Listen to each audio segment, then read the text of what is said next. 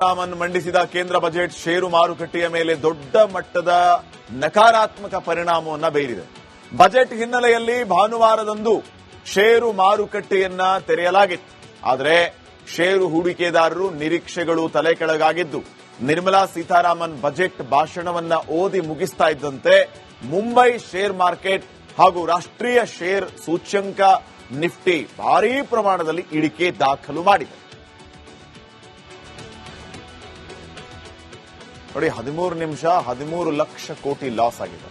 Budget ಮಂಡನೆ ಬೆನ್ನಲ್ಲೇ share market complete ಆಗಿ ತಲ್ಲಣ ಆಗಿದೆ. ಭಾರತದ ಶೇರ್ ಮಾರ್ಕೆಟ್ನಲ್ಲಿ ಭಾರಿ ಕುಸಿತ. ಕೇವಲ 13 ನಿಮಿಷ 13 ಲಕ್ಷ ಕೋಟಿ ರೂಪಾಯಿ ಲಾಸ್. 13 ನಿಮಿಷದಲ್ಲಿ ಶೇರ್ಗಳನ್ನ as soon as possible sale ಮಾಡಿಬಿಡಬೇಕು ಅಂತ ಮುಗಿಬಿದ್ದವರೇ ಹೆಚ್ಚು ಇವತ್ತು ಶೇರ್ ಹೋಲ್ಡರ್ಸ್. ಯಾಕೆ ಈ ರೀತಿ ಯೋಚನೆ ಮಾಡಿದ್ರು? ಆರಂಭದಲ್ಲೇ ಸೆನ್ಸೆಕ್ಸ್ 2000 ಪಾಯಿಂಟ್ ಕುಸಿತ ಕಾಣ್ತು. 13 ಲಕ್ಷ ಕೋಟಿ ಅಂದ್ರೆ ಕರ್ನಾಟಕ ಬಜೆಟ್ನ 3 ಪಟ್ಟು. ಕೊನೆಗೆ ಅಲ್ಪ ಸುಧಾರಣೆಯನ್ನ ಕಂಡಿದ್ದು ಶೇರ್ ಮಾರ್ಕೆಟ್. ಆದರೆ ಆರಂಭದಲ್ಲಿ ಭಾರಿ ಕುಸಿತ, ಬರೋಬ್ಬರಿ 30,000 ಕೋಟಿ ಲಾಸ್ ಆಗಿದೆ ಇವತ್ತಿನ ಶೇರ್ ಮಾರ್ಕೆಟ್ನ ಅಪ್ ಅಂಡ್ ಡೌನ್ಸ್ ಅಲ್ಲಿ. ಈ ರೀತಿ ಶೇರ್ ಮಾರ್ಕೆಟ್ನ ಪಿಕ್ಚರ್ ಇವತ್ತು ನಿಮ್ಮ ಮುಂದೆ. ಇನ್ನ ಬಂಗಾರದ ಬೆಲೆಯ ಬಗ್ಗೆ ನೋಡ್ತಾ ಹೋಗಿ, ರಾಮನ್ ಮಂಡಿಸಿದ ಕೇಂದ್ರ ಬಜೆಟ್ ಷೇರು ಮಾರುಕಟ್ಟೆಯ ಮೇಲೆ ದೊಡ್ಡ ಮಟ್ಟದ ನಕಾರಾತ್ಮಕ ಪರಿಣಾಮವನ್ನು ಬೀರಿದೆ. ಬಜೆಟ್ ಹಿನ್ನೆಲೆಯಲ್ಲಿ ಭಾನುವಾರದಂದು ಷೇರು ಮಾರುಕಟ್ಟೆಯನ್ನ ತೆರೆಯಲಾಗಿತ್ತು. ಆದರೆ ಷೇರು ಹೂಡಿಕೆದಾರರು ನಿರೀಕ್ಷೆಗಳು ತಲೆಕೆಳಗಾಗಿದ್ದು, ನಿರ್ಮಲಾ ಸೀತಾರಾಮನ್ ಬಜೆಟ್ ಭಾಷಣವನ್ನ ಓದಿ ಮುಗಿಸ್ತಾ ಇದ್ದಂತೆ ಮುಂಬೈ ಶೇರ್ ಮಾರ್ಕೆಟ್ ಹಾಗೂ ರಾಷ್ಟ್ರೀಯ ಶೇರ್ ಸೂಚ್ಯಂಕ ನಿಫ್ಟಿ ಭಾರೀ ಪ್ರಮಾಣದಲ್ಲಿ ಇಳಿಕೆ ದಾಖಲು ಮಾಡಿದೆ. ನೋಡಿ, 13 ನಿಮಿಷ 13 ಲಕ್ಷ ಕೋಟಿ ಲಾಸ್ ಆಗಿದೆ. ಬಜೆಟ್ ಮಂಡನೆ ಬೆನ್ನಲ್ಲೇ ಶೇರ್ ಮಾರ್ಕೆಟ್ ಕಂಪ್ಲೀಟ್ ಆಗಿ ತಲ್ಲಣ ಆಗಿದೆ. ಭಾರತದ ಶೇರ್ ಮಾರ್ಕೆಟ್ನಲ್ಲಿ ಭಾರಿ ಕುಸಿತ. ಕೇವಲ 13 ನಿಮಿಷ 13 ಲಕ್ಷ ಕೋಟಿ ರೂಪಾಯಿ ಲಾಸ್.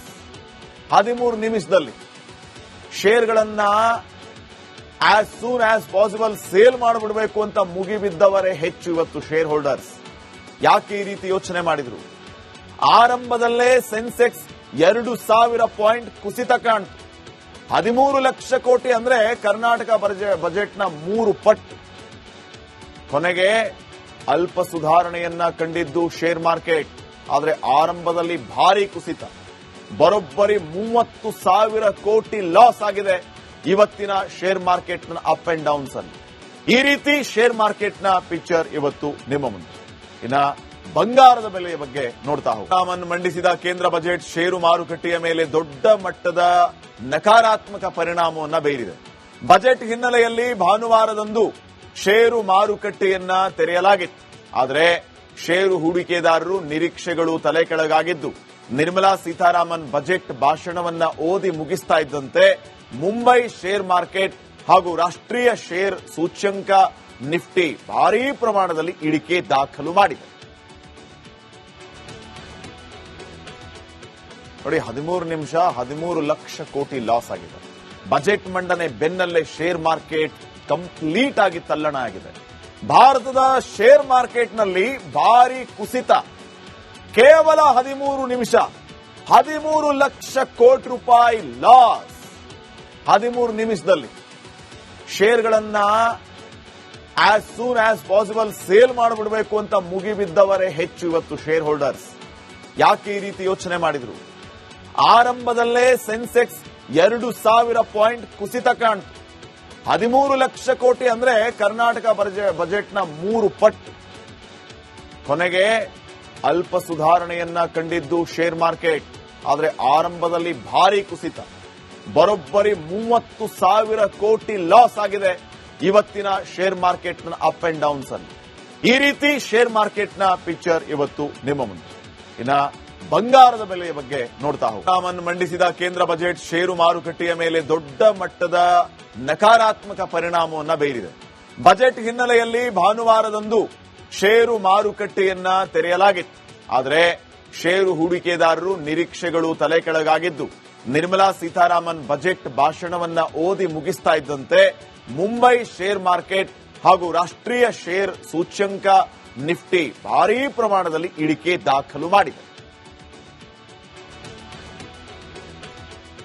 ನೋಡಿ, 13 ನಿಮಿಷ 13 ಲಕ್ಷ ಕೋಟಿ ಲಾಸ್ ಆಗಿದೆ. ಬಜೆಟ್ ಮಂಡನೆ ಬೆನ್ನಲ್ಲೇ ಶೇರ್ ಮಾರ್ಕೆಟ್ ಕಂಪ್ಲೀಟ್ ಆಗಿ ತಲ್ಲಣ ಆಗಿದೆ. ಭಾರತದ ಶೇರ್ ಮಾರ್ಕೆಟ್ನಲ್ಲಿ ಭಾರಿ ಕುಸಿತ. ಕೇವಲ 13 ನಿಮಿಷ 13 ಲಕ್ಷ ಕೋಟಿ ರೂಪಾಯಿ ಲಾಸ್. 13 ನಿಮಿಷದಲ್ಲಿ ಶೇರ್ಗಳನ್ನ as soon as possible sale ಮಾಡಿಬಿಡಬೇಕು ಅಂತ ಮುಗಿಬಿದ್ದವರೇ ಹೆಚ್ಚು ಇವತ್ತು ಶೇರ್ ಹೋಲ್ಡರ್ಸ್. ಯಾಕೆ ಈ ರೀತಿ ಯೋಚನೆ ಮಾಡಿದ್ರು? ಆರಂಭದಲ್ಲೇ ಸೆನ್ಸೆಕ್ಸ್ 2,000 ಪಾಯಿಂಟ್ ಕುಸಿತ ಕಾಣ್ತು. 13 ಲಕ್ಷ ಕೋಟಿ ಅಂದ್ರೆ ಕರ್ನಾಟಕ ಬಜೆಟ್ನ 3 ಪಟ್ಟು. ಕೊನೆಗೆ ಅಲ್ಪ ಸುಧಾರಣೆಯನ್ನ ಕಂಡಿದ್ದು ಶೇರ್ ಮಾರ್ಕೆಟ್. ಆದರೆ ಆರಂಭದಲ್ಲಿ ಭಾರಿ ಕುಸಿತ, ಬರೋಬ್ಬರಿ 30,000 ಕೋಟಿ ಲಾಸ್ ಆಗಿದೆ ಇವತ್ತಿನ ಶೇರ್ ಮಾರ್ಕೆಟ್ನ ಅಪ್ ಅಂಡ್ ಡೌನ್ಸ್ ಅಲ್ಲಿ. ಈ ರೀತಿ ಶೇರ್ ಮಾರ್ಕೆಟ್ನ ಪಿಕ್ಚರ್ ಇವತ್ತು ನಿಮ್ಮ ಮುಂದೆ. ಇನ್ನ ಬಂಗಾರದ ಬೆಲೆಯ ಬಗ್ಗೆ ನೋಡ್ತಾ ಹೋಗಿ ಮಂಡಿಸಿದ ಕೇಂದ್ರ ಬಜೆಟ್ ಷೇರು ಮಾರುಕಟ್ಟೆಯ ಮೇಲೆ ದೊಡ್ಡ ಮಟ್ಟದ ನಕಾರಾತ್ಮಕ ಪರಿಣಾಮವನ್ನು ಬೀರಿದೆ. ಬಜೆಟ್ ಹಿನ್ನೆಲೆಯಲ್ಲಿ ಭಾನುವಾರದಂದು ಷೇರು ಮಾರುಕಟ್ಟೆಯನ್ನ ತೆರೆಯಲಾಗಿತ್ತು. ಆದರೆ ಷೇರು ಹೂಡಿಕೆದಾರರು ನಿರೀಕ್ಷೆಗಳು ತಲೆ ಕೆಳಗಾಗಿದ್ದು, ನಿರ್ಮಲಾ ಸೀತಾರಾಮನ್ ಬಜೆಟ್ ಭಾಷಣವನ್ನ ಓದಿ ಮುಗಿಸ್ತಾ ಇದ್ದಂತೆ ಮುಂಬೈ ಶೇರ್ ಮಾರ್ಕೆಟ್ ಹಾಗೂ ರಾಷ್ಟ್ರೀಯ ಶೇರ್ ಸೂಚ್ಯಂಕ ನಿಫ್ಟಿ ಭಾರೀ ಪ್ರಮಾಣದಲ್ಲಿ ಇಳಿಕೆ ದಾಖಲು ಮಾಡಿದೆ. ನೋಡಿ, 13 ನಿಮಿಷ 13 ಲಕ್ಷ ಕೋಟಿ ಲಾಸ್ ಆಗಿದೆ. ಬಜೆಟ್ ಮಂಡನೆ ಬೆನ್ನಲ್ಲೇ ಶೇರ್ ಮಾರ್ಕೆಟ್ ಕಂಪ್ಲೀಟ್ ಆಗಿ ತಲ್ಲಣ ಆಗಿದೆ. ಭಾರತದ ಶೇರ್ ಮಾರ್ಕೆಟ್ನಲ್ಲಿ ಭಾರಿ ಕುಸಿತ. ಕೇವಲ 13 ನಿಮಿಷ 13 ಲಕ್ಷ ಕೋಟಿ ರೂಪಾಯಿ ಲಾಸ್. 13 ನಿಮಿಷದಲ್ಲಿ ಶೇರ್ಗಳನ್ನ as soon as possible sale ಮಾಡಿಬಿಡಬೇಕು ಅಂತ ಮುಗಿಬಿದ್ದವರೇ ಹೆಚ್ಚು ಇವತ್ತು ಶೇರ್ ಹೋಲ್ಡರ್ಸ್. ಯಾಕೆ ಈ ರೀತಿ ಯೋಚನೆ ಮಾಡಿದ್ರು?